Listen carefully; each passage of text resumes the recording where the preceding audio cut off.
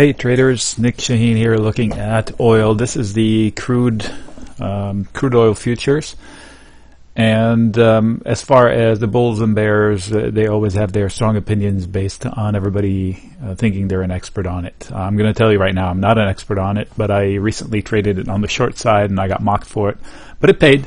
It was a tough trade for a little bit. I shorted it when it was nearing this level, and I think this level still is the resistance, but is also the opportunity. So let's start with that. Let's start marking it up. All right, I'll get a fresh copy of my little sheet here. So the OPEC still matters. Some people say they don't. They matter less a little bit, but they still do matter. Wars matter. Skirmishes matter because they disrupt the supply, or they threaten to it.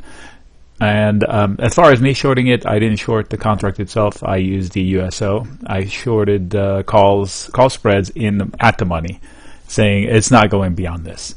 And my reason was this right here, this zone was a ledge, a big ledge. You know, they tried to hold it. It was support, and then, you know, the support just disappeared, and look at this downside. Okay, this here was probably the Christmas crash. The sentiment was terrible on everything last year. We all know that. So, but you know, the bottom fell out, and they fell at least twice. Let's call it this way, if you want to say that the bottom was here. And then they had a pretty good rally. The technicals, it does respect the technicals quite a bit. You know, you see an opportunity here, it filled it. You see another similar opportunity here, it filled it. There are tons of little ledges that, and here's another one. So, but this is a big one. This whole zone is a big one because this is what happened last time it was here. It's also the point of contention, basically, the point of interest for a long period of time. So bulls and bears will fight it out hard. And if you're going up and they want to fight it out, that's just congestion. I think they word it as supply, meaning there are a lot of sellers that show up and they want out. But it's also the opportunity. Should the bulls break above it and close above it, then, you know, you can trigger some sort of a rounding bottom, cup and handle, and usually the rally is about this big, if not bigger. But then again, if that happens, this would be the next battle zone. So it does have a lot of resistance, but it does have this as an opportunity. So you see that? A whole bunch of markups, right? Okay, we'll simplify it again. We'll say it in plain simple English again. That's my opinion. It's not fact. All right. So we'll start it again. This is the daily chart. So every candle is 1 day. This was solid support until here. It broke apart. They came back to it. The first effort failed. That doesn't mean it's going to fail again, but it does mean it's going to be resistance again. Here's the upside scenario for the bulls. They close above it and they move higher, and the potential is about this big usually.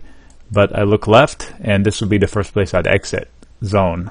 Depends on what preference, matter of preference. Okay, so this is the story. So how can I trade it if I don't do futures? USO is one. Look, they almost look identical. I just changed the chart. They look about the same. And the same deal. This was the line, but there are mini lines. So I could chase it higher once it crosses 13 and 13.3. And the way I would do it, you know, my experience with the USO contract, unless I buy in the money or at the money, it's hard to make money. Meaning I don't go out in time and say, okay, it's going to move 50 cents this way or that way. If I wanted to go along it, I'll buy it right now. I'll buy the calls right here out in time. I don't mess around. Otherwise, it's hard to make money. Or if I wanted to short it, I'll short it like close to the money. So that's my personal preference. So the upside, again, it does behave well to technicals, and the first opportunity to chase it is above this level right here where it failed last, and this is a whole bunch of, let me see if I can zoom in here, 60-minute candles maybe. Okay, so this cluster right here is pretty tight. So this is your first range. Above 13.3, I chase it higher. Below 13-ish, we chase it lower. And these are just short-term patterns. There's a gap up here, and there's some sort of a gap down here. So if it breaks this way, this is probably the target. If it breaks this way, this is probably the target. And then you go from there. If it breaks that and be here, if it gets to here. So you follow it one level at a time. So the bulls and bears are fighting it out. It does have resistance above, but it's also an opportunity. So my point is that it can't rally too far. So if I was to short it or go long it, I'll probably short it on spikes, because if it rallies too far, OPEC loses market share. They make more money per, but they lose market share. They don't want that. And they're already losing market share, if you believe the story. So there's a good balance. I thought it was around 55. It looks like they stepped it up a little bit. So let's say 60. I don't think they stray too far away from that. So Nick signing out. If you have any questions, let me know. I mean, you can trade it via the CVXs and the XOMs of the world, but they don't translate one-to-one.